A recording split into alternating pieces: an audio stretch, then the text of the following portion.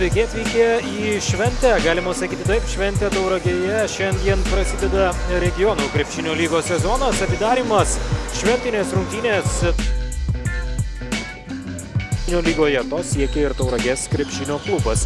Beje, kita Tauragės komanda taip pat regioninėje krepšinio lygoje Maželis.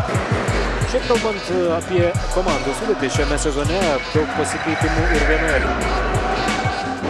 Gražinamas kamuolys atgal iš toli ir metimas yra netaiklus metimas, kova dėl kamuolio ir jį pavyksta atkovoti.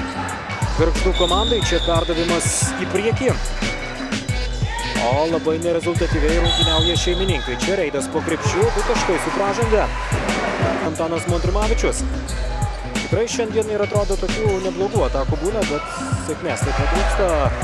Ir taip pat 12-asis Paulius Žurna pavyksta pataikyti iš toli. Tauragės komandai retas faktas šiandien dar ir kamuolį pavyksta perimti, taigi 5 taškai be atsako. Nepaisant to, kad Lietuvos krepšinio lygoje daug taškų nerinkdavo, bet taip ranka tikrai turi.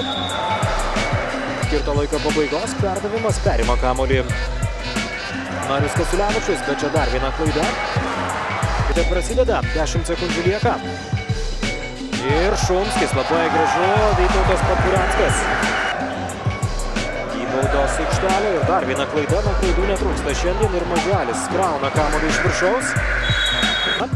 69-asis yra Liudas Radavičius, gražus perdavimas ir visiškai laisvas po krepšiu atsiduria Erikas Kaupaitis. 2 sekundės dabar lieka, kamuolys nelietė lanko. Taigi žaibiškas Gargždų komandos atsakymas ir gražus taškai iš po krepšio. Jis irgi vienas aukščiausių, 2,1 m yra jo ūgis. Čia dar kartą Valantinas besimdamas iniciatyvos. Karolis.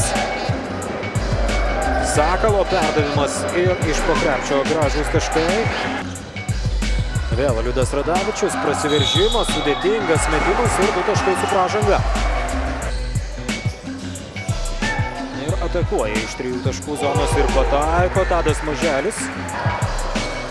Kasiulevičius atgal ir čia iš toli taikliai meta Paulius Parakomikas. Gauna užtat 15-asis numeris Erikas Kaupaitis.